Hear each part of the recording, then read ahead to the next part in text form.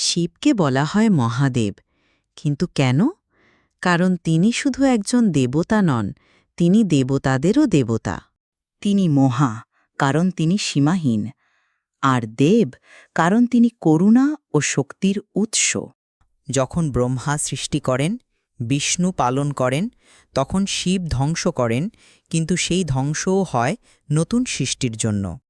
শিব ধ্যানে স্থির, আবার তাণ্ডবেও ভয়ঙ্কর।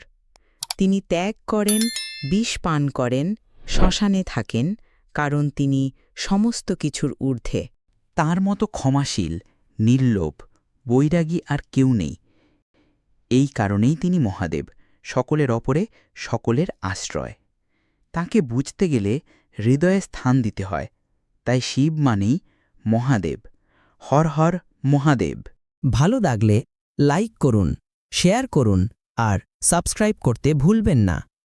শিব আপনার জীবনে কী মানে রাখেন কমেন্টে লিখে জানান। ধন্যবাদ।